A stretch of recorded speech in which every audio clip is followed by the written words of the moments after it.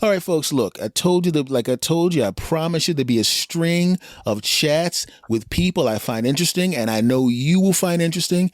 And I have a special guest this week, Mr. Keith Ross Nelson. Hello, good sir. Hello, how you doing, man? Not bad at all, good sir. You know what? Usually when I'm about to have somebody on, what I do is I go do a quick check around the internet. I want to see what the situation is, see what everybody's doing, see what the deal is. An arrest record. Yeah, I was going to get to the pantsless. I was going to talk about your lack of pants later. You know, I didn't see if this chat that we're having right now. If this chat was next week, I would have had enough time to check on the statute of limitations. So you might want to be careful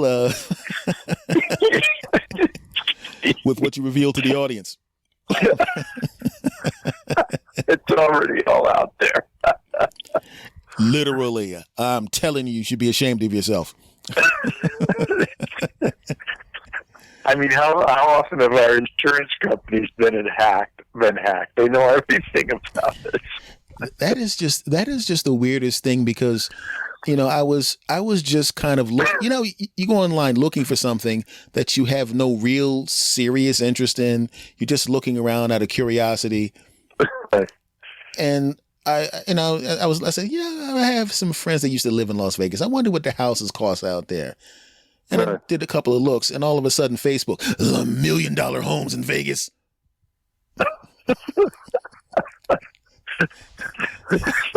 Suddenly they're selling to you. I said, you guys are it's like way you get off. You get a whiff for chocolate, and the Girl Scouts are at your back door with the mint cookies. Yeah, it just won't stop. Yeah, it's pretty crazy. They know you too know much, what? You know what's crazy? That's funny you should say this because my agent, Lene Dell,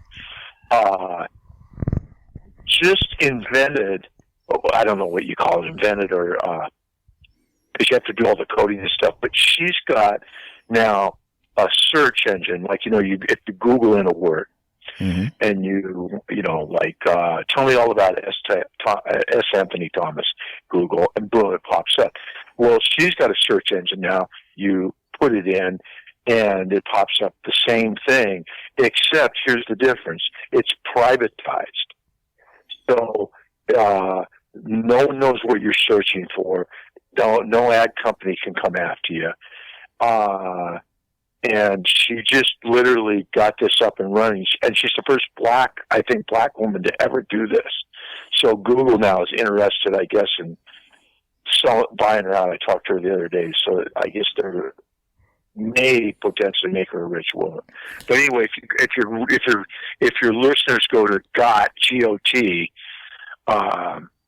it GOTT? Yeah, .con. I think it's GOTTCON.com. It'll pop. The search engine pops up, and they can search for anything they want, and it's private. So pretty cool. And that's very cool. So you can go look for houses in Vegas, and then you're not going to be all of a sudden, hey, we're going to sell you $1 million home.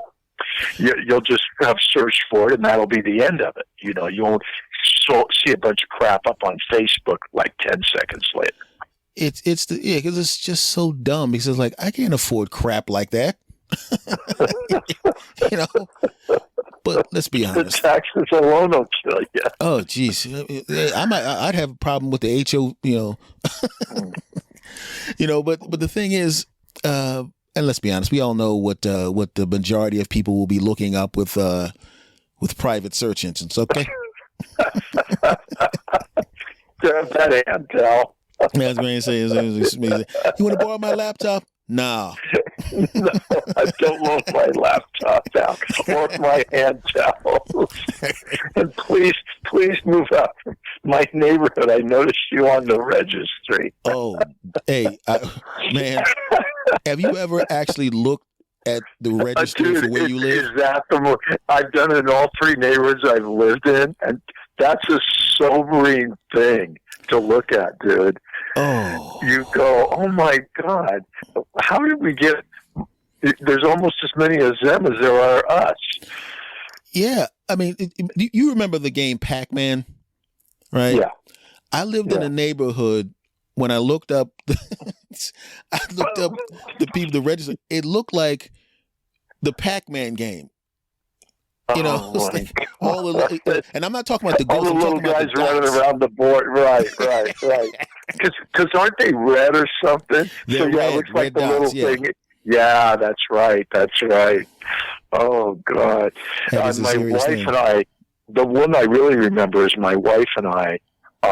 We got married in 2007. I have a house in Lancaster, but we were like living in her apartment in Panorama City in LA, which is like, it's LA, but it's like being LA. I don't know. It's not quite a suburb, but it's not a great neighborhood. So we were living there, and then we're getting ready to marry and then try to buy a house, which we did about 4 years later. But anyway, that's when I looked it up at her place, and it was just ridiculous. I was like, within the apartment, there was people. You know, it's like one thing you look at and you go, oh God dang, the guy's 6 houses down and the guy three blocks away, and it's like, wait a minute, the complex I'm living in, there's people in the complex. You know, that would be really hilarious if you actually looked it up and it said, "Look behind you." Yeah, right. You might want to go to the next room and lock the bathroom door. Yeah, lock the rooms. He's in the house.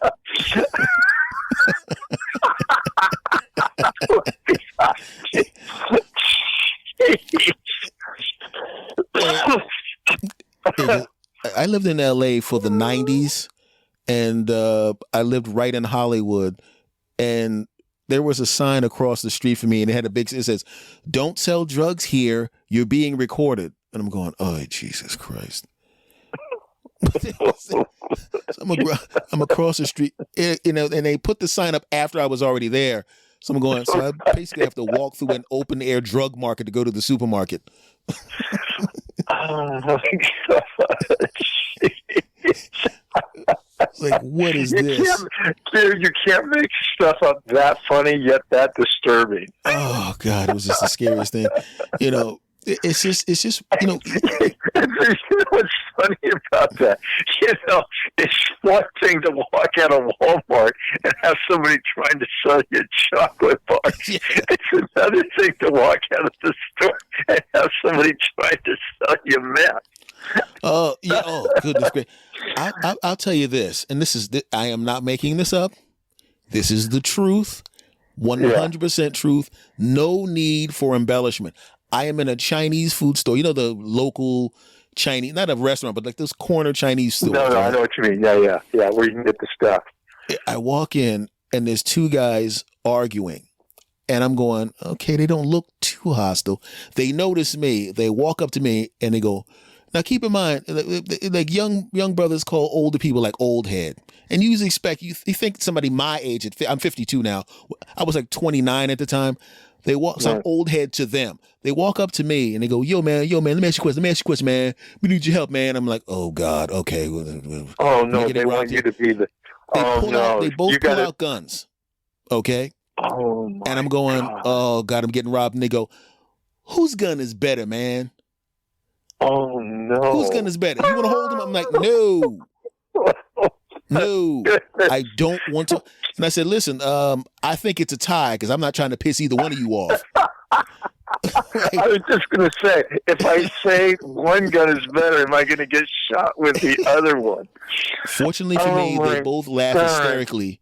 They both started laughing hysterically. Go, oh, hey, got jokes. Then they put the guns back in their waistbands and ordered a chicken. Oh my and I'm like, God. oh my God, what is this?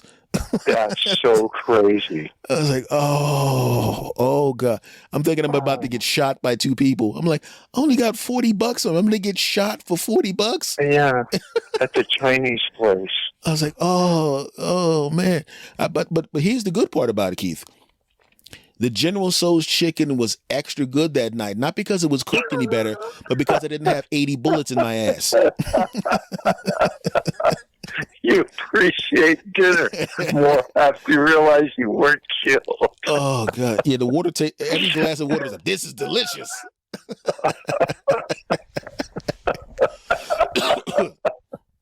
Now I want to talk about you, my friend. I got to get in. I have to hit this because this is a weird. Like I said, I was looking up you online, Right. and I'm looking at your social media, and I didn't know whether this was a picture of you or not. You know, because sometimes people put up pictures that they just find interesting, or maybe it's someone else.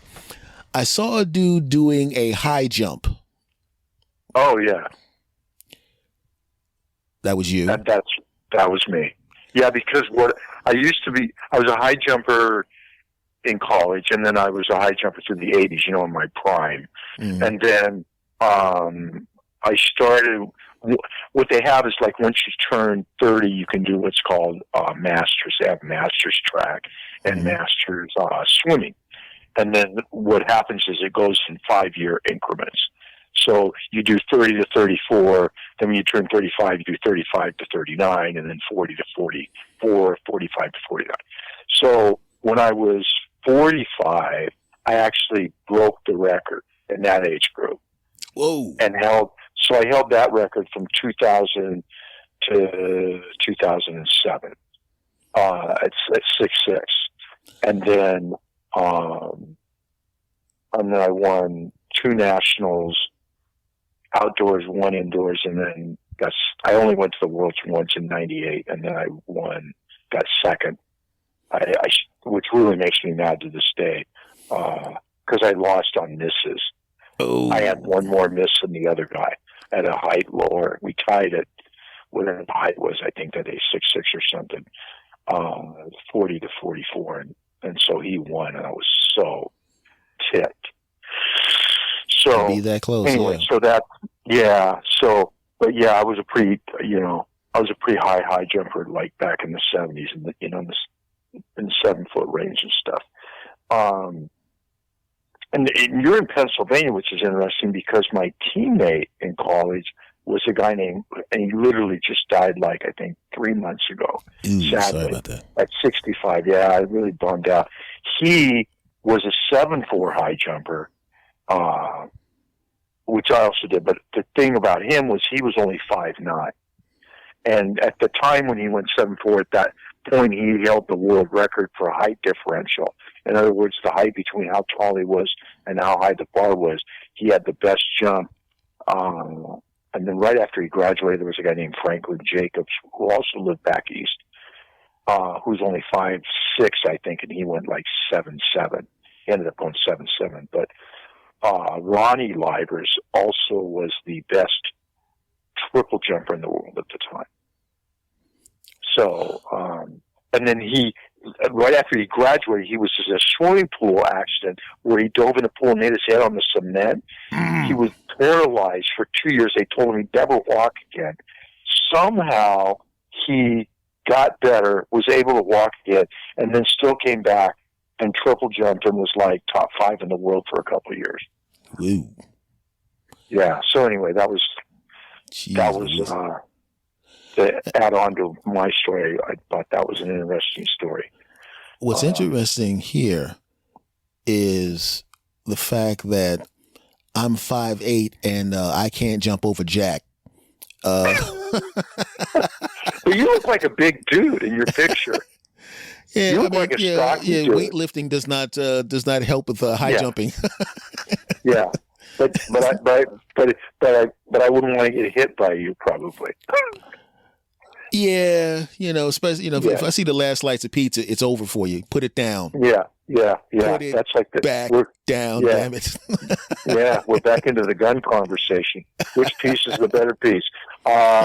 Whichever one you want. I'll take the second piece. Where did you because there's certain things, athletics, entertainment, things that take that ridiculous singular focus that people that aren't practitioners just don't understand. And so people don't just casually jump into high jumping and track and field. Right. So how did that start? It's fun. This is crazy because I started doing Kung Fu 11 and a half years ago, 2010. And our sensei at our school is a premier grandmaster. I don't know. There's not too many of those guys in the world. I mean, there's quite a few grandmasters, but there's not too many premier. Mm-hmm. Anyway, so I'm the only one that gets away with cracking jokes in class because he has this. He was a really good tennis player. He also plays the clarinet, and then of course he's a grandmaster. So when he found out I did comedy, and then somebody in class, I don't know, found out about the high jump because I didn't even bring it up. So then they told him that. So he kind of lets me get away with more in there than everybody else. But yeah, it's interesting what you just brought up because the most important thing probably in Kung Fu is being relaxed, being halfway between relaxed and tense. There's like a middle ground there. When you fight, you don't want to be tense, but you don't want to be totally relaxed, but yet you want to be totally focused.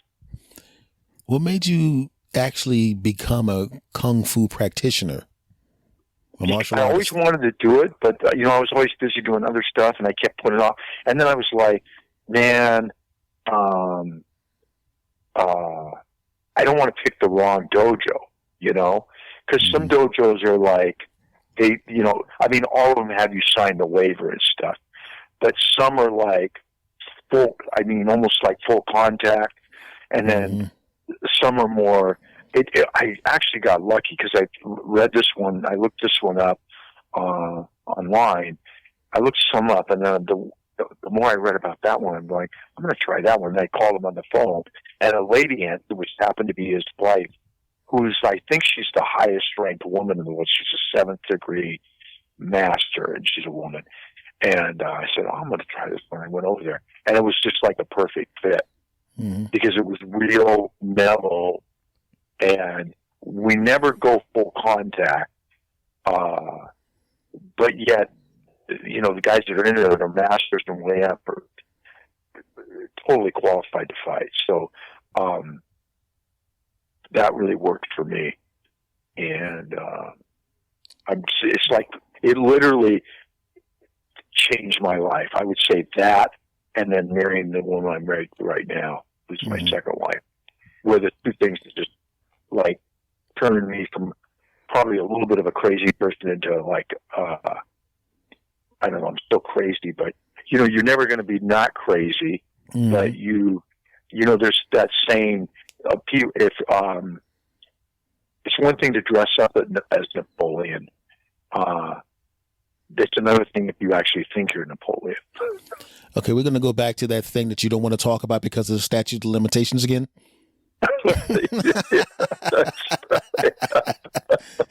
Running around in the bottomless Napoleon outfit. We just not supposed to discuss that until at least 6 more weeks.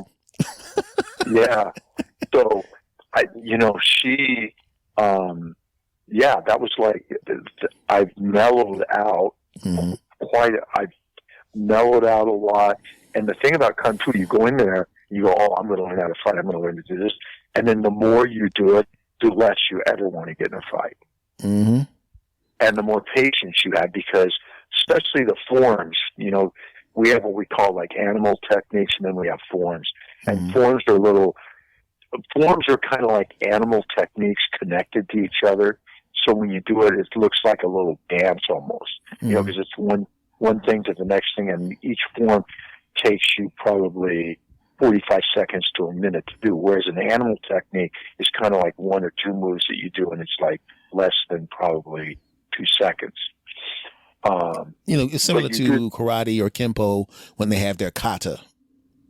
Yeah, they're just the same thing. Yeah, and you got to do them every day. And I'm in our I'm trying to think of the word. At our school we have 30 forms, and we have 74 animals, which you have to do on each side of your body. So it's technically 148 animals.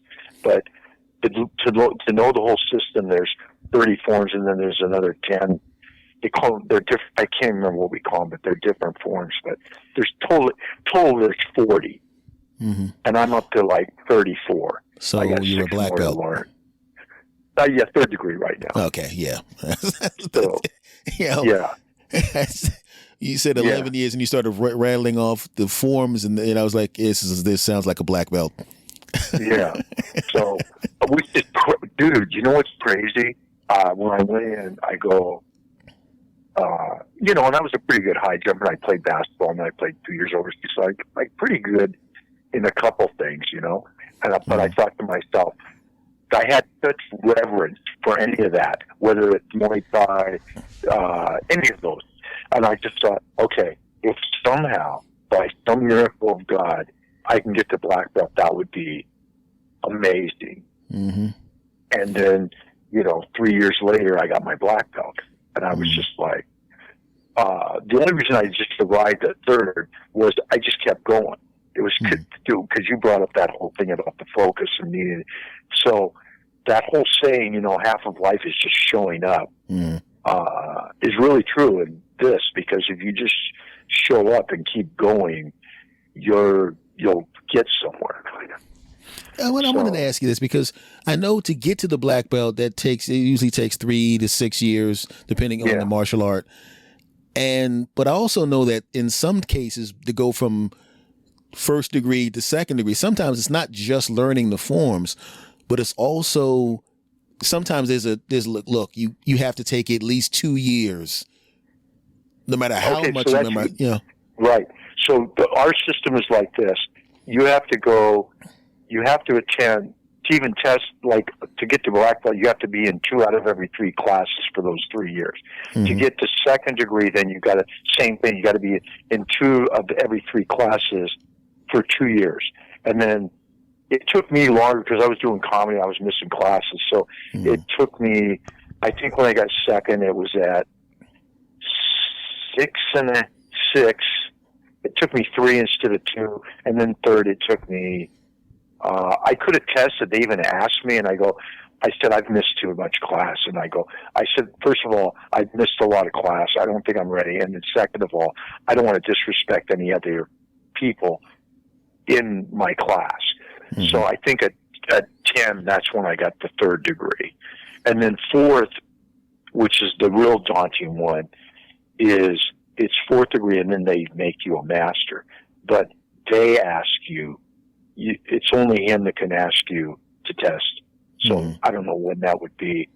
And it's actually, you have to know the whole system. They can literally ask you anything on the test, which it's kind of like directing a movie. If you think of the whole thing, or, it becomes too much. It's overwhelming. You have to okay, what do I got to do today from, 8 to 8? And let's get that done today. And, it's kind of like building the monster piece by piece.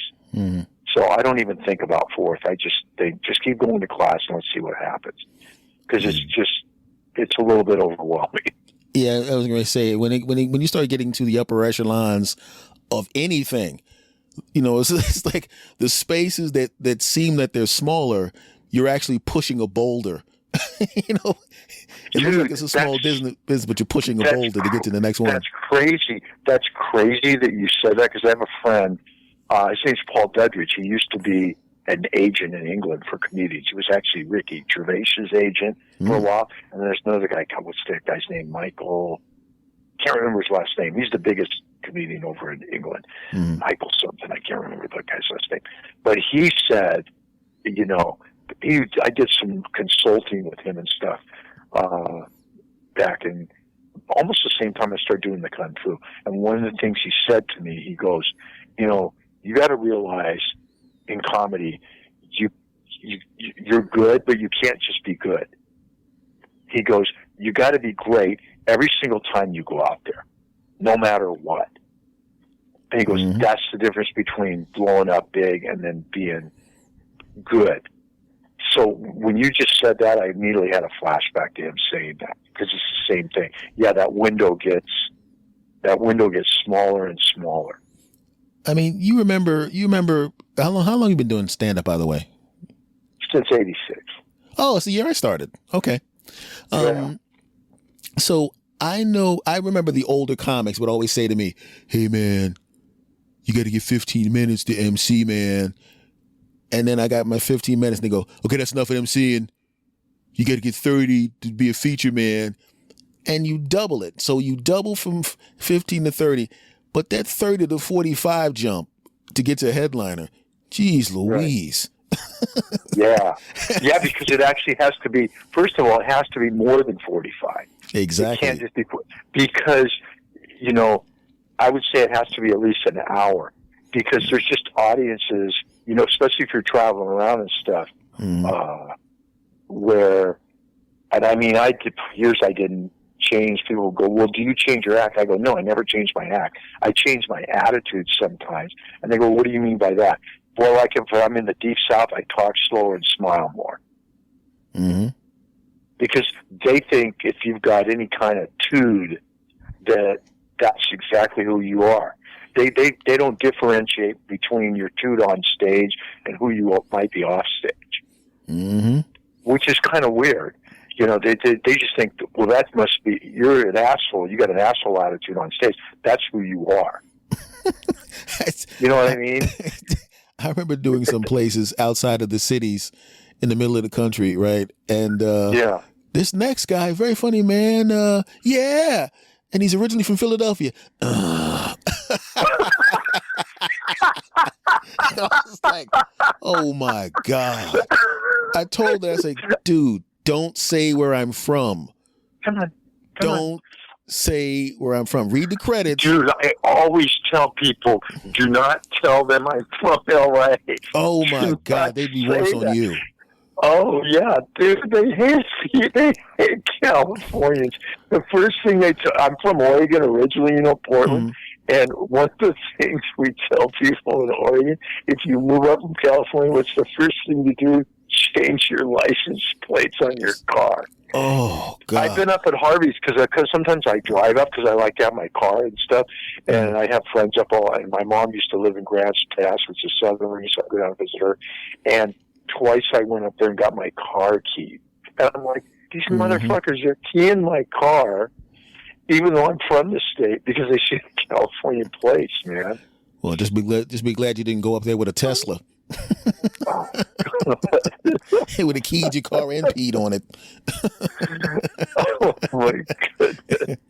Whoa! Oregon? Yeah, that's where you're from. Yeah, Portland. Portland. Hold this. Okay, so Portland, Oregon. Track and field, and you did track and field during what time period in college? Oh, 70, well, yeah, the big time, 73 to 85, probably. I went to track. I went to Oregon my freshman year. So you overlap with who? School. What's that? Did you overlap with Pre? Pre, okay, I got a great story about Pre. So, Pre graduated the year before I came in, but he was still running there. He was then running for, I think they call it the Eugene Track Club. And the day I came in as a freshman, and the day I arrived. Hold on. Let me stop you for a second. I keep forgetting. 33% of my audience is in the 18 to 25 so we got to tell them who Prefontaine is. Exactly. Okay, so Prefontaine. So Steve Prefontaine, Google it. If you're listening to this on the phone, you can Google it. Steve Prefontaine, to this day, is the greatest American distance runner that ever lived. He, at one point, and I'm pretty sure that what I'm saying is right, but you can look it up. At one point, he held every American record from 1 mile up to 10,000 meters. He held them all. He held the mile, 2,000, 3,000, 5,000, 10,000. He had the American record in all of those. And the thing about Pre is his whole thing was he would just go out. He hated pace. He hated games. His thing was he was going to run hard from the outset and then just run you into the ground. So if you beat him, like you're one of these guys, like in track a lot of times, there's called, I can't remember what it's called. It's like what you do with a car on the back of a truck. There's a word for it. Drifting, yeah. yes. So, like especially like in the mile and the 800, there's a lot of guys that drift. What they do is they run up the crack of your butt and the middle of your back, and they stay close. If you stay right on somebody's back, just close enough to where you can get to where you're almost touching them, but not so close to where their stride would hit you when they come. That's how guys get spiked, by the way. They run too close up to the next guy. But anyway, what guys will do, especially in an 800 or a mile, they'll run right up the middle of that backside, and it literally takes 7% less energy running to run right behind somebody than to be the front runner. So, in other words, if you're first place and you run the whole meet in first place, you're using up 7% more energy than the guy that's drifting off the back of you. And the people drifting off the back of him and him. Because if you've ever watched a mile or an 800, it's all in bunches, you know? Mm-hmm. Well, this guy didn't. His whole thing was, well, that's a chicken shit way of running. So his thing was, I'm just going out front, and I'm just going to run as hard as I can, and you're going to have to. He didn't give a shit about the 7%. So anyway, when he was 24, there was a meet in Eugene, and that was my sophomore year. And I think they call it the Twilight meet now, but they also have a Prefontaine meet. But it's usually in the last week of April or first week of May. Anyway, that meet, I jumped in, even though I'd already transferred. They let me come up and jump, which was kind of nice.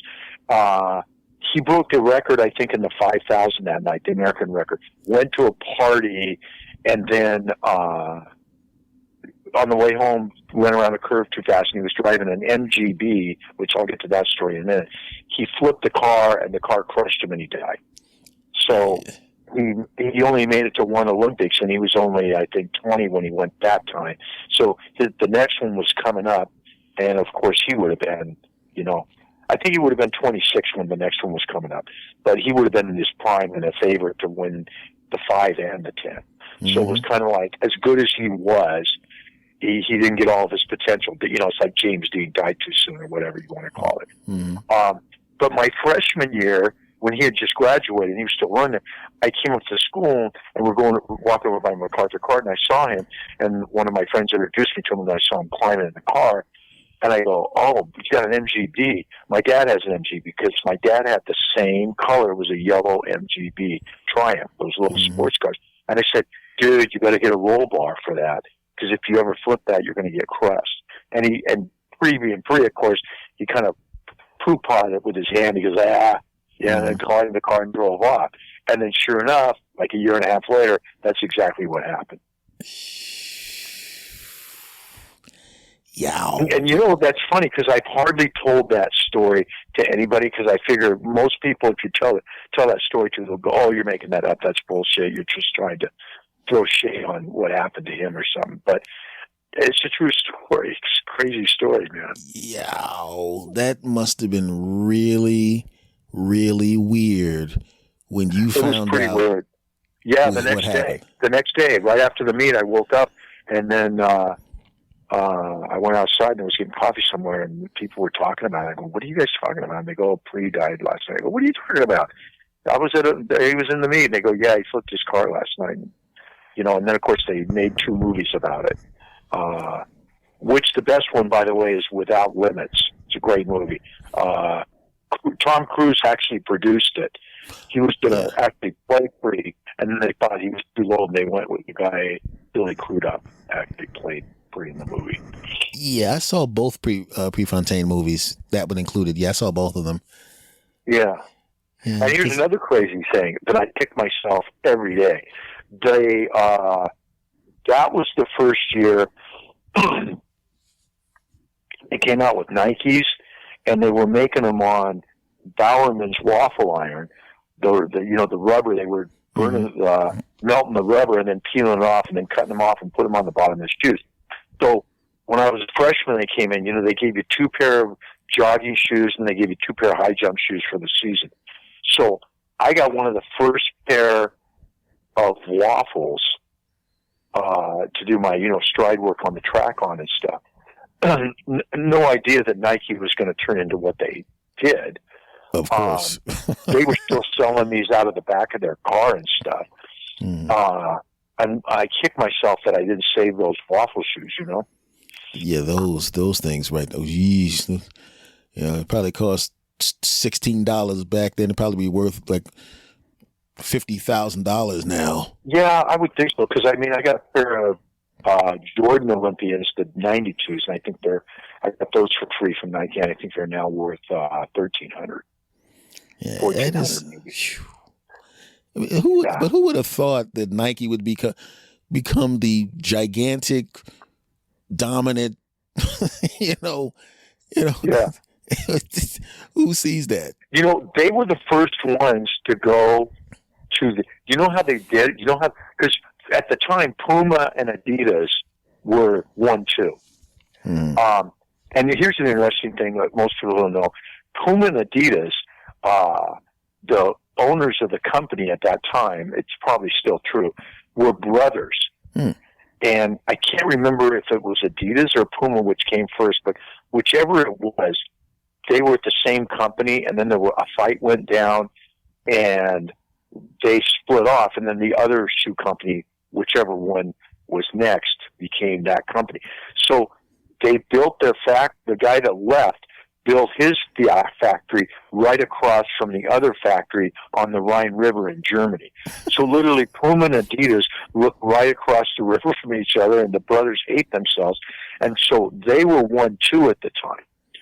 And Nike comes along, and what they did that was really smart, they would go around to sporting goods stores, and they would say, will you put our shoes in the window if we give you guys some free shoes?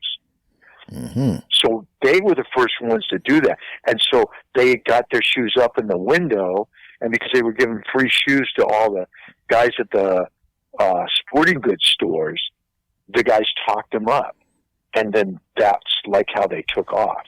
So they took the same, what's the word?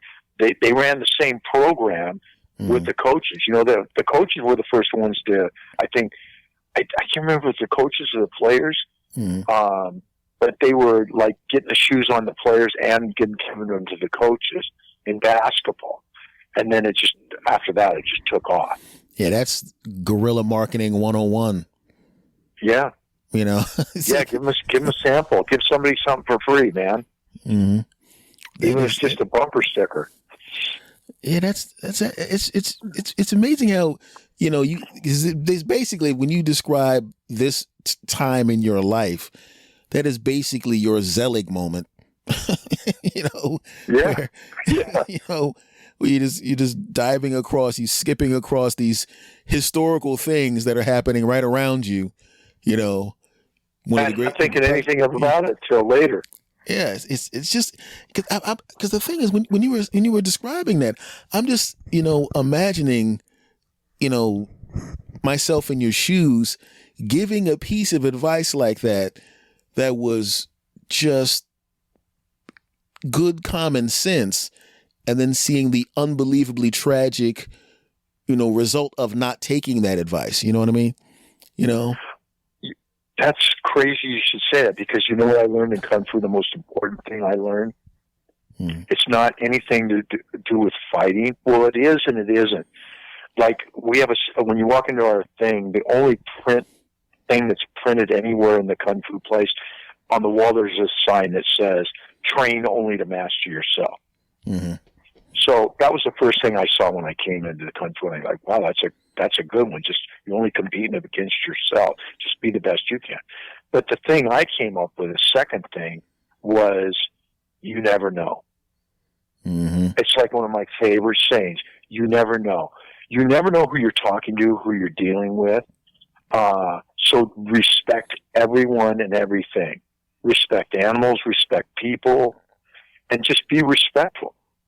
And the reason I came up with that is because our premier Grand Master is he's 5'7", 150 pounds. He's 70 years old. He's got white hair down to his shoulders, and he looks like just a little old man. Dude, he's just I asked him, I think it was my 5th or 6th year in there. I asked him, have you ever been in any fights? And he says, 2. I don't know what happened. And he just looked at me, he goes, 2 hits, and then he walked away. He was, And I know, dude, I know it's true because he's hit me with backhands in the chest once or twice, just showing me something with maybe 30% of what he did. And dude, he left a mark on my chest. Yes. So I can't imagine getting hit in a bad spot by that guy with G, you know? Yeah, it's at full velocity. Yeah, see, the thing I used to find this very, very funny. I'm a big fan. I watch mixed martial arts. I watch the UFC. Right. And I'm sitting at a house. I'm watching it with a bunch of guys, and people keep forgetting. Like when you watch 2 NBA players or 2 football players or 2 mixed martial arts artists against each other, specifically boxing and mixed martial arts, they're going, man, I would have thrown a punch there. And I'm going, yeah, but you have to understand, if he makes a mistake, you know, he gets hit by a trained killer in the face whose reflexes are 3 times faster than yours. Right. It's a puzzle with penalties. You know? Here's what's crazy. We're always told to do the forms, really slow. Everything we do slow. Because from slowness comes speed, from softness comes strength, blah, blah, blah. And so very rarely do I do anything fast. But a couple times I've done it just kind of out of curiosity, And the first time I did it, I think I already become it like a second degree. And it was just one where it's kind of hard to explain, but it's a backhand with my left, and then you spin, where you turn your hips and then throw a right. And then you go the other way, backhand with the right, and then throw with your left. And I just wanted to see how fast I was. And dude, I was stunned. Mm-hmm. I was like, and I went to Master Bear and I go, I can't believe how. And he goes, yeah, that's from just doing it slow. You've done it so many times now. And what's really crazy is the backhand followed by the right. When you do it slow, it's just 1, 2, right? But when you do it fast, it's just 1. Mm-hmm. It's like you do it and you go and you show it to somebody. I've shown it to a couple of my friends, and then they just go, holy shit. I go, yeah, that's what it does. So then once you're that fast, you say to yourself, I don't want to run into somebody that can do what I can do like that. That's younger and stronger than me. So then it just becomes better not to fight at all. In fact, we have a saying, if you get in a conversation with somebody and you see them settle in, like you settle in, that thing where you kind of you lower yourself slightly and then turn yourself sideways. He goes, just bow to the guy and walk away. Because nothing good's going to happen. And here's another thing I tell people. I said, remember this. If you get in a fight, anybody, anywhere, there's cameras everywhere now. The cops are going to show up. If anybody drops your name, okay, or they can figure out who you are by the camera, they're going to come, you're going to get arrested. Now, let's say, for instance, that guy was a total ass, and everything he did, and you were in the right. Okay, you're still going to get arrested. You're going to have to get a lawyer. You don't want to get a public defender. You want to get a lawyer, which a lawyer is going to be $1,000 just to talk to them. And I know this because my last fight was 2005, and it cost me $4,500. It cost me $3,000 to bail out, $1,000 for the lawyer, and $1,000 to fix the window on my car that this idiot knocked out of my car. That's what got me in the fight. And I spent a day in jail. I was totally in the right. He ended up spending 6 months in jail, but it still cost me $4,500. And here's the scariest thing. And this was a lesson. The cops charged me with felony assault because I had kicked the guy in the balls with my foot. And here's where the lawyer said, well, what kind of shoe were you wearing? I said, well, it was a Nike. He goes, well, that's not going to stick. It has to be a regular shoe or hard toe. But here's the crazy thing. If I'd had a public defender, I might not have gotten off. But because I had a lawyer, he called the guy, look, this guy's been in trouble, blah, blah, blah, blah, blah. This guy broke his window, tried to run him off the road. They dropped all the charges. But, and my lawyer said, well, first of all, you only hit him once or twice. He started. The felony isn't going to stick. But here's the thing. The cops are going to charge you with a felony. Why? Because they want to get a good caller to make themselves look good. So think about that. You could get charged with a felony. You don't have a good enough lawyer. Now they stick you with a felony, even though it wasn't a felony. Yeah. Not and wait till they do some research on you and find out about the martial arts. And that's the next thing. That was the next thing I was just going to get to. Now I get into court, and it's him against me. Oh, you're a black belt, and you didn't find a way to get out of the fight, and you used what we consider a lethal weapon against another person. None of it is good. It's never good, ever. Ever. So it's amazing what people make dumb decisions. You take a 3-second decision, right? And the next thing you know, your life, man. You're like, what the hell? I didn't mean to hit him in the throat. You know, it's like, right. Reverse knife hand to the throat. And dude, that's the next conversation, because if they're bigger than me, then I even want to get. There's even less reason to get in a fight, because now my choices are really. First of all, the bigger the person are, the less options you have. Mm-hmm. Number one. Two, if they hit me once at my age, they're probably going to kill me or knock me out. So now this isn't like, oh, I'll just, I'll take this guy down, blah, blah, blah. No, now it becomes like, okay, at best I take a knee out and he doesn't walk for a year. Mm-hmm. But more than likely now it's back of the head or the larynx. Mm-hmm. Well, you hit somebody in the larynx with chi, you're going to kill them. Mm-hmm. Which creates another problem for me. So now it's down to, do I kill this guy, or does he knock me out, or do I find a way not to get into it with him? So then you just become a better judge. Twice in the last, before the COVID hit, the 2 years before that, twice I was in clubs where I go, whoa, this doesn't look good. This is going to be bad soon. And I just got up and went to my room, Sure enough, the next day they call me, dude, you missed it. Da, da, da. No, I didn't miss anything. I knew it was coming, so I left. Yeah, I know the feeling. I know the feeling. I can smell it coming myself. I can smell it coming. Yeah. And then there's the whole conversation. Oh, sorry. Go ahead. Sorry. No. Sorry, I was just I was moving microphone closer to me. I wasn't talking. Go ahead. Oh, the last part of this conversation is this. I don't want to deal with cops. I've dealt with and I'm white, and I'm saying this now.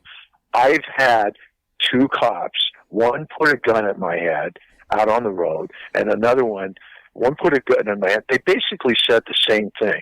I can kill you right here out in the middle of nowhere, and nobody's going to miss you, and nothing's going to happen to me. Well, let me give you a heads up, Keith. I've had that happen quite a few times. Dude, I'm not. I sadly. You know what I'm saying. I hate to say what I'm going to say next. Mm-hmm. Sadly, I know you're telling me the truth. Yeah, and we're talking in the dozens. Dude, I have my wife. I'll bring my wife into this conversation. My wife is Filipino, and she's from the Philippines, and she was in politics over there for 20 years before she came here. She was the youngest vice governor in the history of the Philippines at 24, and then she was the head writer in the Senate for 7 years and wrote speeches for Aquino in the 90s. And so she grew up under Marcos.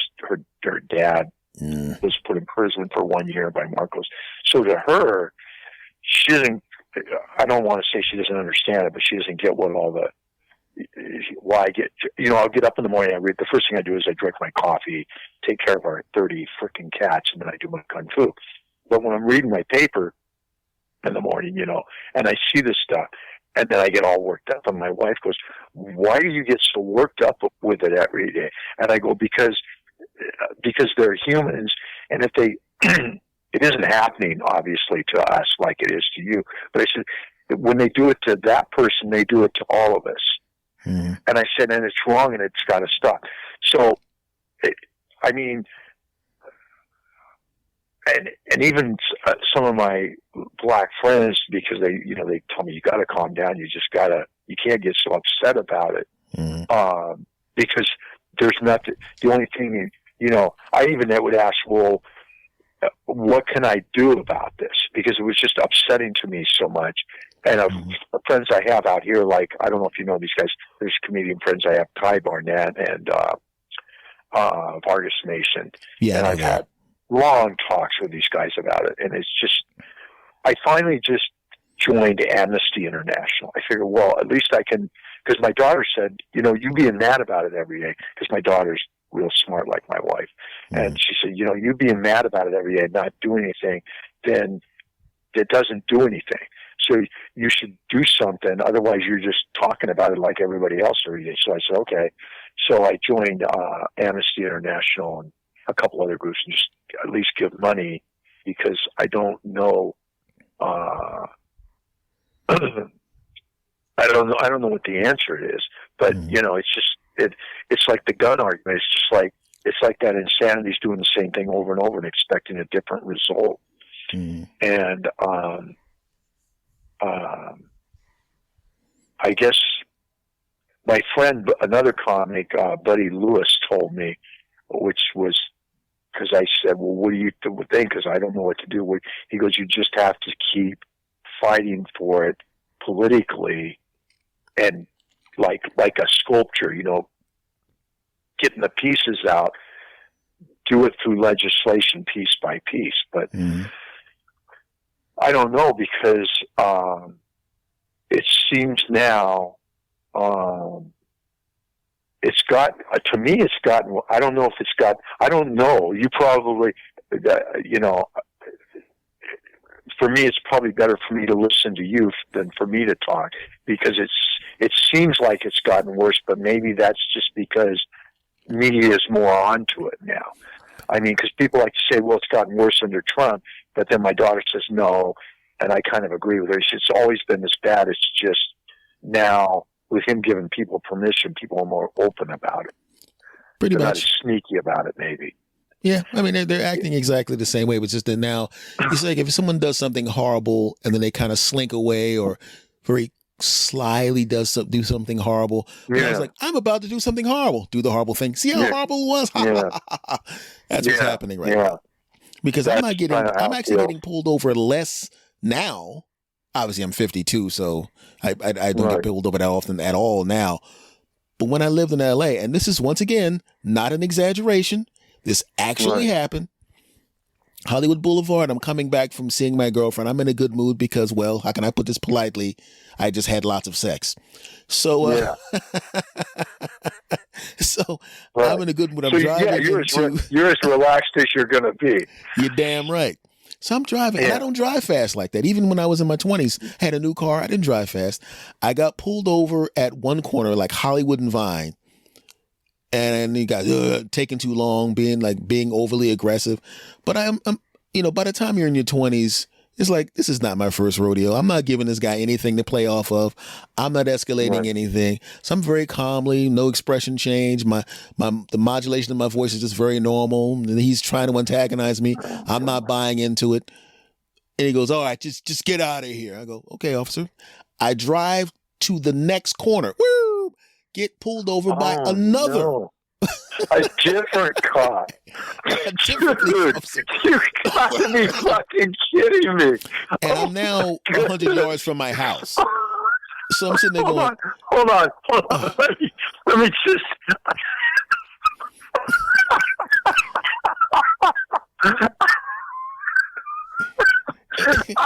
you know what? That's it. You can't make up something that dark and funny.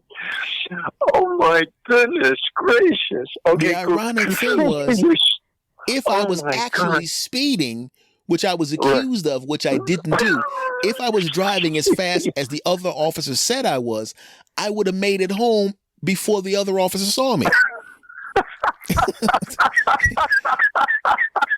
And and the bad part about it is, That's the funniest thing I've ever I'm sitting there going, "Oh my God! If I was driving 50 instead of 25 zone, I think, oh my God, the second you guy would wouldn't have have seen to me." come in my apartment and shoot me. Yeah, it's like, geez, Louise. And back then, man, goodness gracious, when you Oh get pulled my over, God. human beings are creatures of habit. And just like anything else, if something happens, that's how you become good in comedy. That's how you get a black belt in martial arts. That's how you win championships in track and field, repetition. So Yeah. when I lived in LA, I had police officers pull guns on me so many times. Oh my I shouldn't God. laugh about this, but I'm looking at them, and I remember they got the guns out. Are we going to check your back end? All right, go ahead. And they're looking at me like, why is he so calm? And in my head, I'm going, Oh my you God, are the sixth dude. person this month that's done this. If you're going to shoot my me, God. you're going to shoot me. They're bullets. It's not going to hurt for that long. That's what I'm thinking. It's like, if you shoot me, I'm going to die anyway. And it's not like it's going to hurt. So I'm not going to stand here scared. I'm just going to stand here calm and let you do what you do, you know? And, oh my goodness. yeah, and I didn't say that to them. I'm not an idiot. No, right, You right. know? But that's what I was thinking. It's like, look, if you're going to shoot me, I already know you're going to shoot me like 15 times. So it's not like I'm going to be alive like 3 to 5 minutes. So whatever. I made peace with it. And I realized later on how bad that is. You know what I mean? It's like, God, I made peace with possibly getting shot a bunch of times for walking through a mall during the day. Right. Ugh. Yeah. And, you know, when you have, you know, my wife, when she was 6 years old, they took her, I think 5 actually, they took her dad. And he hadn't even done anything wrong. They took him because a mayor of a city next to him thought he was after her wife or something. So he just said that he was a political dissident, whatever you want to call it, and they put him in jail for a year. So when he got out, I guess they would still come for him once in a while. So my wife's mom would be at work. She was a nurse, and my wife would just he would hide in the attic, and my wife, being 6 years old, would answer the door with these guys with guns and say, "Oh, he's on vacation." Jeez.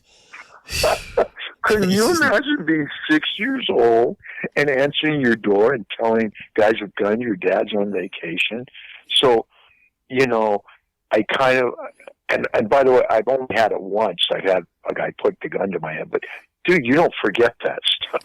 No, that's not something that you know. Oh yeah, I tripped the other day and stubbed my toe. That hurt. And then forget about it. You know. Yeah, when someone who's holding guns on you is trash talking you at the same time. Yeah. You know, it's not like somebody dunks on you on a basketball court or chokes you out on the mat. Right. Yeah. It's like, I may be gone 10 seconds from now. Mm-hmm.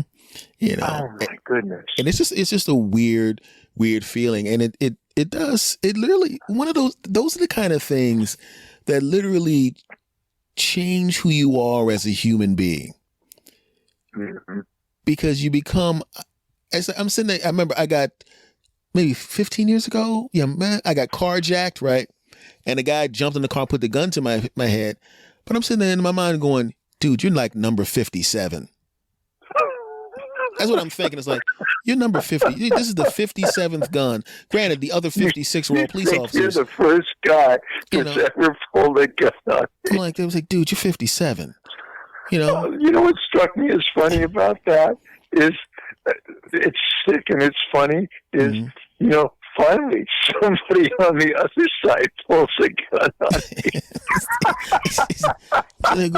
It was the dumbest thing in the world. And I just calmly got out of the car and walked away. Like, take it. He goes, because I guess he was expecting me to go, and I'm going, dude, you got the gun to my head. I'm not going to feel anything. Yeah. It's like, I'm not going to feel anything. I mean, I don't want to get shot. I didn't freak out. I mean, I didn't even really freak out after it was over. I was like, whew, got out of that one, you know. Right. But it's like, dude, you're number 57.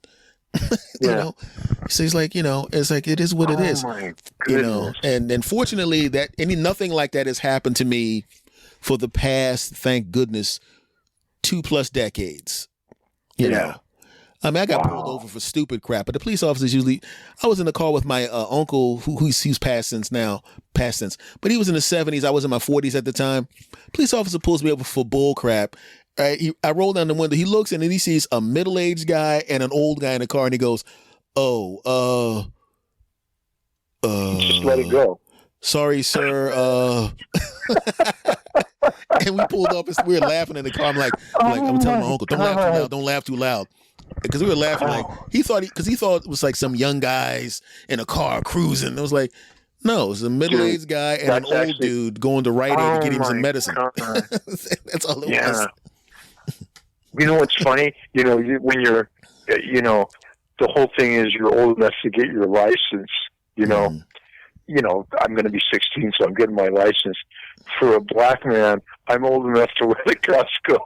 Let it go. It's okay. It's just the weirdest thing when you look at things from a different angle. You know what I mean? It's just like, oh my God. Because it's like you have to give the young ones that are going to start to drive. You got to give them what they have to do. You have to basically, like your fathers and your uncles all pull you to the side. Listen, I'm telling you right now, you are going to get pulled over. There's no maybe. Yeah. It's going to happen. Right. This is what you do, And when my nephew started driving, I pulled him. As soon as one was getting his license, I said, "Listen, I'm telling you now, you're going to get pulled over, even if you didn't do anything, and you need to do this, this, this, this, and this, and you should be okay." And everybody has to have that talk. You know what I'm saying? Like if you, go ahead. No. Go ahead. I'm sorry. Go ahead. Finish. If your wife was black, right, you would have to have that talk with your child. Right. She would be sitting. She's going, listen, when this kid turns 16 and 17, this is what we're going to have to sit him or her down. And we're going to have to say, when you get pulled over, you need to do this, this, this, this, and this every single time. No exceptions, no changes. Whoa. And you should be okay. And that's the reality, because it's like whenever I have a young relative, okay, hey, Uncle S, hey, come here. This, and people don't understand, but it's the reality of life, my friend. Until things get better, this, and this. Do that, you should be fine for the most part, because it is. I mean, you know how many times a window's been rolled down and a gun came right in, and I'm like, I didn't do a rolling stop. What's wrong? What's going on? Oh, we thought you were somebody else. Sorry, sir. And then they God. Oh man, that's the situation. But the thing is it happened to me so often. Everybody I know so often. But the thing is, because I didn't get shot and I didn't get beaten up, it's not on the news. You only hear about the times when somebody gets shot and beaten up. That makes news. But the 50s, no, God, how many times did I get pulled over in my life? Yes. I mean, I've been pulled over hundreds of times, but I'm talking about where it was like antagonistic. Yeah, just dozens. Yeah, several dozen. Wow, that's so insane. Yeah. And once again, I had the script, this. And even, they're like, yeah, all right, just get out of here. And then you go, and the whole trick is end the contact, end it as quickly as possible, end it. But when I think about it, the overwhelming majority of times I've been in contact with police other than that was pleasant. So it's only been like 25% of the times where it's been unpleasant. Granted, those 20% of the times you could get killed, but the 5% of the time it was just, hey, what's going on? Or somebody else. One guy pulled me over for something I actually did, which the carpet got stuck on the accelerator and I couldn't stop the car, and I did go through the stop sign. So he comes up to me and I had the wrong registration. I had my uncle's registration, and I wasn't, because I was driving his car and I forgot to put mine back. So I had the wrong registration, and I ran the red light. I'm sorry, the stop sign. Stop Guy sign. comes up to the car and he goes, bah, bah, bah, bah, bah, bah, bah, bah. He says, Mr. Thomas, this isn't the registration for this car. I said, oh, it's you mean the 93 Mercury? He goes, oh, yeah. I said, hey, that's my uncle's car. And I said my uncle's name, address, phone number. He comes back. He goes, here you go, Mr. Thomas. Just do me a favor. Just make sure you get that carpet from under the thing there. And no, you're not going to get a ticket. Don't worry about it. Just be careful next time. And that was it. No antagonism, just a professional police officer doing his job. And that's, if everybody does that. And that's the way it should always be. Yeah. So usually you get that. But you remember, it's like when I got pulled over and nobody did anything to me or attacked me or anything or didn't put guns in my head, you almost forget that. Yeah. But you don't forget the guns in the face. Oh, no. No, you don't. When they pull me over, I roll my window down immediately and put my hands out. And sometimes they come up and they go, do you have a gun in the car? I go, no. Then why are your hands out the window? I said, because I want you to see my hands. Mm-hmm. I don't even do them in the 10 and 2. I say, I got a cousin that's a police officer back in New Jersey. I don't mess with the police. And then when they say, well, can I see your license and registration? Then I go, it's in the glove compartment. I'm going to reach with my right hand to get it right now. Is that okay? Mm-hmm. And I almost always then never have a problem. But after the gun to the head of Utah, I'm not. Don't put your information in the glove compartment. Oh. Ever. So where do you keep yours? Right in the center section next to the shifter. Oh, wow. And then you already have it out as soon as he pulls you over. By the time, when he pulls me over, police officer hits me with that. I turn on my flashers. I roll down my driver and passenger side window. My license and registration is already in my hand. One hand is on the window, kind of hanging out. And the other hand already has my license and registration in my hand, ready to hand it to him. There you go. Wow. You never, first of all, you don't reach for anything ever, even if you tell them, don't do it ever. 2, it's like, if you have something in your hand and it drops out of your hand, like if you happen to have a pencil or something, let it drop. Yeah. Do not. I've trained myself not to reflexively grab for something. That's so crazy. You just don't do it. Wow. Well, I learned something today. I learned what you do to keep yourself alive, sadly, and I learned how I'm going to do it from now on.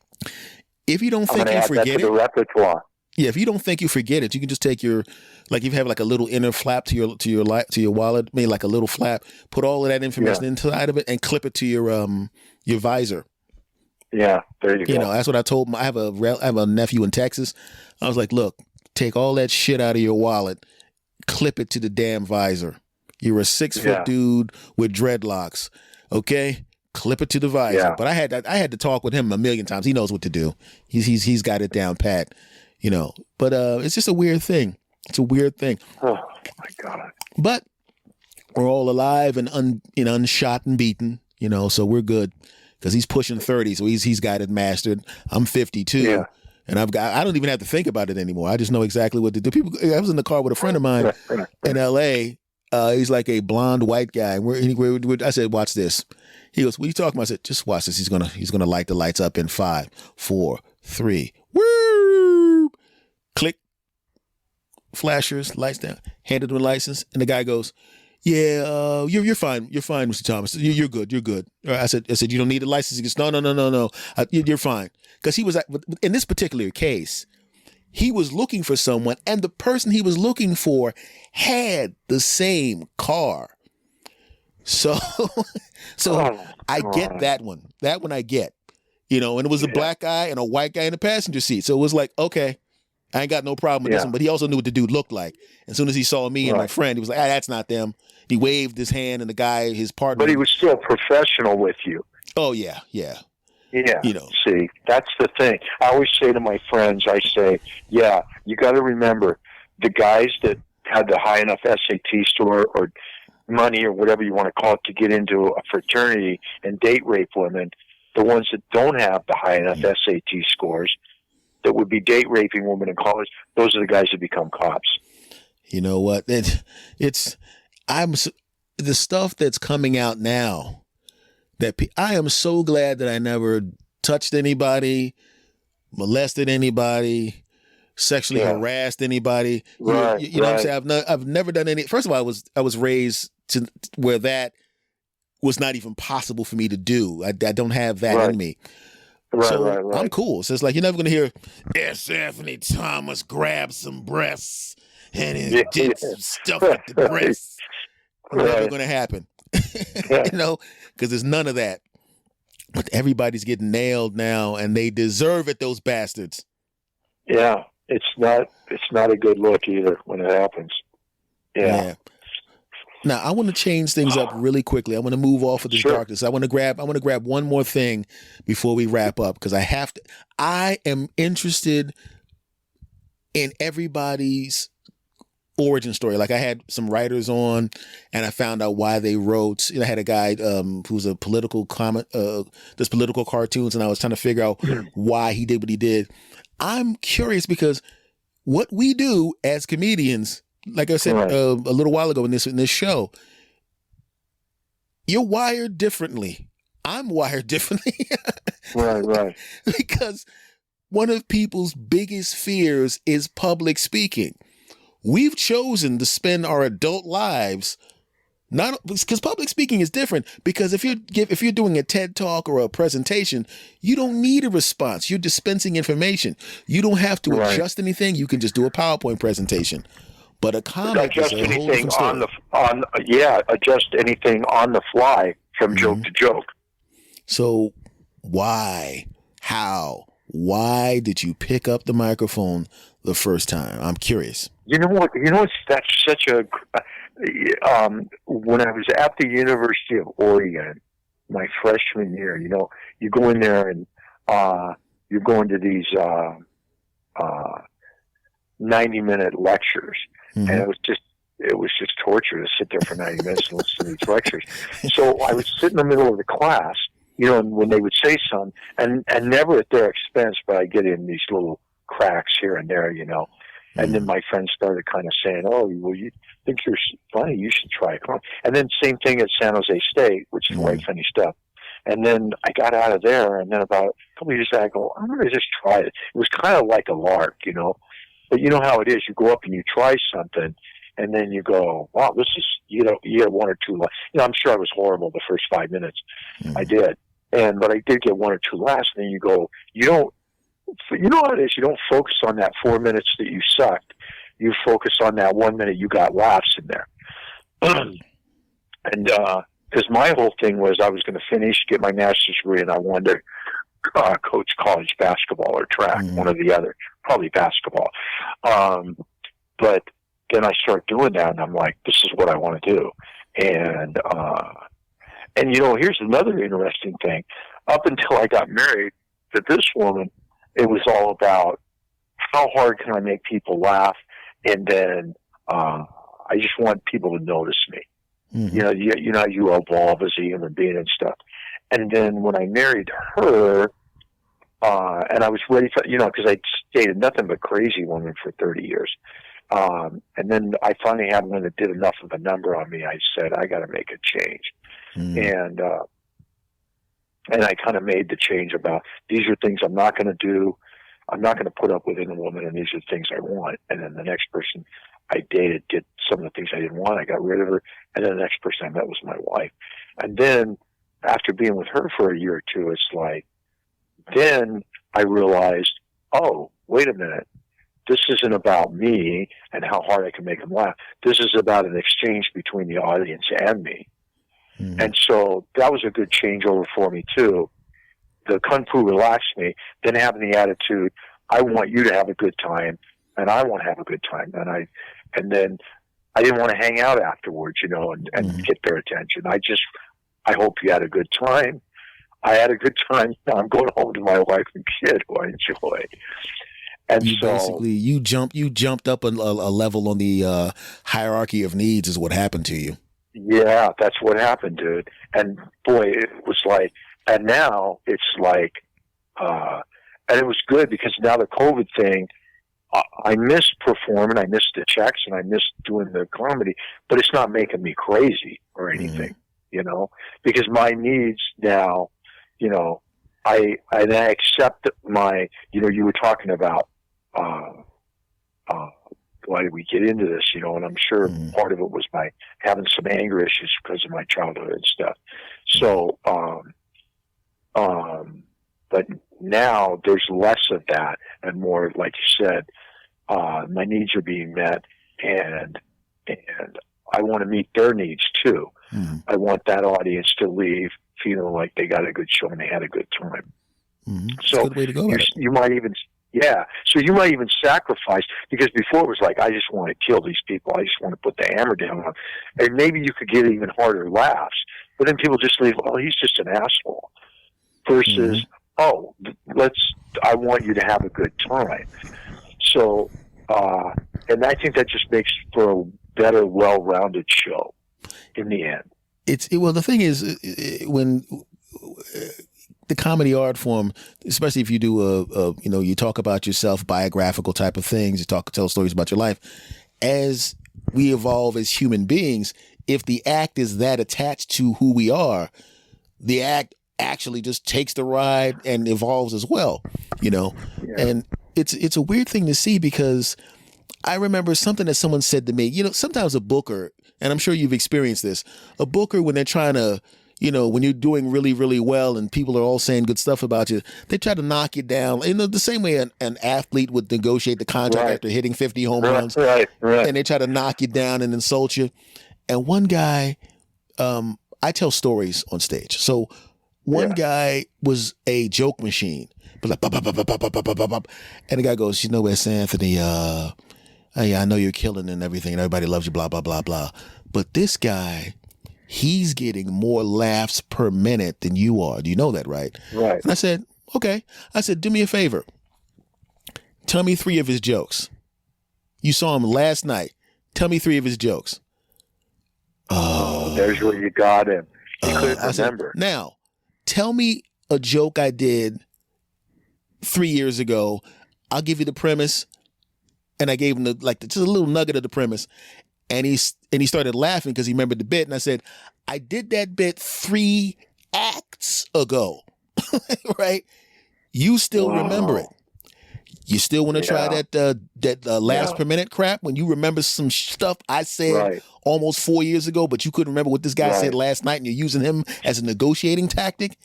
And then he shut up and wrote the check. That's one of the best stories I've ever heard about comedy. I normally don't do that to people, but I was fine with never working there again when he pulled that.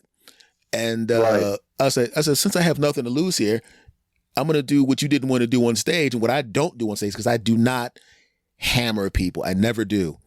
I've never done that. I learned that at 17 too. There was this fat guy in the audience with his girlfriend. Obviously the first date. Obviously he's nervous. His shirt is too small. She's a pretty little thing. He was a nice looking guy, but he's like a big fat guy, right? And the guy before me did a couple of fat guy jokes to him. Hey, how about, I bet she's flat. You get on top. Haha. Right. And I'm watching the guy's face. Now, before that, he's having a great time, but now he's like crushed, and he's, and the audience is laughing, and I'm looking at his face and I'm going, yes, the other 298 people are laughing, but these 2 aren't. I'm never going to do that to somebody. I'm never going to do that. And, and that stuck with me. And I was a 17-year-old kid when I saw that. Right. Oh, good for you. First of all, good for you for beating me way to the punch, 17. And good for that. I don't even know what to say to the statement that you had the wherewithals or the good upbringing to realize that at that young of an age. Because I didn't realize it until, I always tell my wife I lived this one life for 45, 50 years, and then I met you, and then lived a completely different life. It's literally, I feel like I've lived the life of 2 completely different people. Yeah, and I'll pre tell you, I'll 25 and take the post last. 25. Oh my God, I'll take the last 14 over the first 45 or 50 any day of the week. Yeah. Isn't it weird though?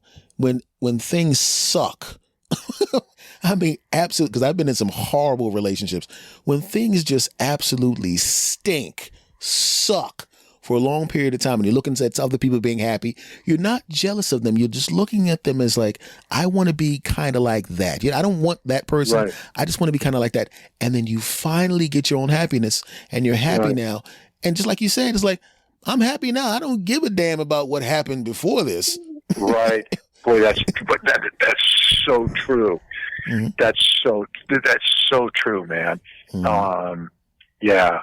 So you've made this whole thing about the police and stuff. I mean, you just blew my mind. So this was like, it was nice to get a little more of an education on that side of the ball, so to speak. Yeah, well, the thing is, when you hear someone who has open ears and you can tell is an ally in your cause, you feel comfortable opening up the book and reading it to them. Yeah. So I felt comfortable because there's some people I like. I'm never going to have that I don't have to have that conversation with them now because they're going to listen to this. Right. They're going to go, how come you never told me any of that stuff? I don't want to say. But you heard the show, so now I don't have to. So now you've got your education, and I have to do it with you. Oh, God. You know how many times I've actually, because I have two podcasts. I have this one and I have another one. The other one, there's no guest on that one. That's just me ranting about stuff. And there are people that would listen to that one and they're like, I was there and I didn't realize you were that angry. I said, right. It's because I don't want to get into a situation. I'd like to control, the situation. I like to look at things objectively. I don't want to get angry and say something mean to somebody. I like to cool off and then talk to you later. Dude, that's crazy you brought that up because that's another thing I've learned in Kung Fu. I still get the same feeling, that anger, but it comes up and then I just breathe and then it just goes away. But so it's still there. It's just that I'm not going to let it, like you said, you're not going to let it overtake you at that moment. So you end up doing something stupid or saying something stupid. Mm-hmm. But you still, and so that's really good because you're taking something at that moment and putting a lid on it and then doing something positive with it with your podcast later on. You know what's weird though, because of what we both do? And this is another thing that's calmed me down. And I noticed it when I was right around when I was about to turn 20, I said, when bad things happen to me, not like horrible bad things, like if somebody gets hit by a bus, but just everyday bad things, I really shouldn't get upset because I'm going to take that bad thing and pay my light bill with it by talking about it. There you go. There you go. It's like if something horrible happens, it's like, I remember a friend, I told my friend, one of my friends about it, I said, dude, we shouldn't even be mad about bad things that happen to us because we're all comics and writers. All we're going to do is take that horrible thing that happened to us and make money with it. I'm the only comic talking about having 30 cats in my house. Mm-hmm. That's like, there's lots of material there.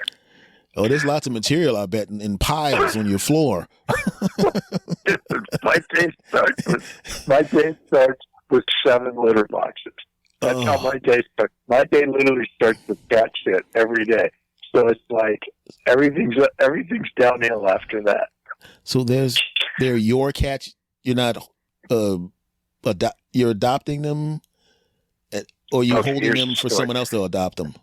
I can't tell you the whole thing because my wife would kill me. But okay, no, stop right there. Nope. Because you're going to say something and get murdered. No, it's okay. She's a nurse. She's a really good person.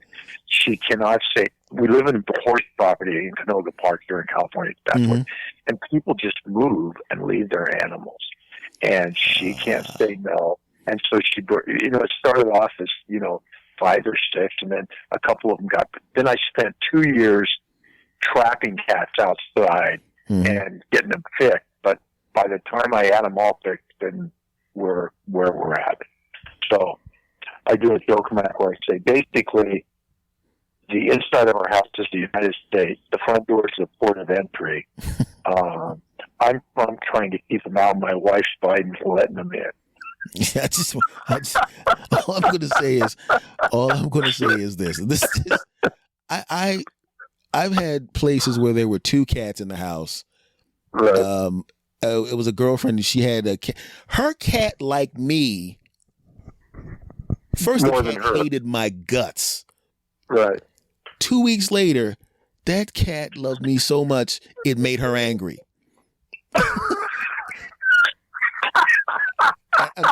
I walked into her apartment, and the cat would the cat loved her, but it loved me way more. I walked into the house. No. You could hear the cat running from the back room. It would literally get into the middle of the steps, and I would stand there with my arms out as if I was carrying something. The cat jumped into my arms, Oh my put his God. paws on my shoulder and his head on my shoulder. And she goes, F that cat. Why don't you just take him with you? I said, it ain't my fault the cat's got good taste, honey. Dude, oh my God, as soon as I get off this call, I'm going to tell my wife that she will be dying. Oh, That's God. so funny. Oh, it was the best thing ever, watching her face. She got used to it after a while. But, when we broke up, which was an amicable breakup, I was like, I should sue you for that cat. If that cat testifies, he's leaving with me. And we laughed about it because we're still friends now. Because it was like one of those things like, we should break up, right? Yeah. We're good. We're still good, right? Yeah. Okay. It was literally like a badly written sitcom breakup because it was just so I still like you. I just don't want to be your boyfriend anymore. Yeah, I don't want to be your girlfriend anymore, but I like you as a friend. Like an actual friend. Are we good? Yeah, we're good. Oh, okay. You want to? Yeah. Okay. You want to go get something to eat? Yeah, sure. And that was it. God. And that was the only one that was like that, by the way. Now, Keith, before we go, and more than anything, I want to thank you for coming on, my friend. I want to thank you for coming on, man. Seriously. I just want to say one thing. One, may your world be filled with even-tempered cats who all learned how to use the toilet. And may your show that I watched, I saw it on YouTube with Jimmy. Oh, yeah. Good stuff. May you continue on with success, my friend. Oh, thank you very much. Thanks a lot for having me. I really, really appreciate it. I'm a big fan of yours, so I appreciate you letting me come in and spend some time with you and your fans, and I hope they enjoyed it. Oh, trust me, they did. They did. Trust me. Thank you, my brother. I will continue to harass you on Facebook like we harass each other on Facebook. There you go, man. Thanks a lot, man. Okay, take care, my brother. You too. Bye. Bye.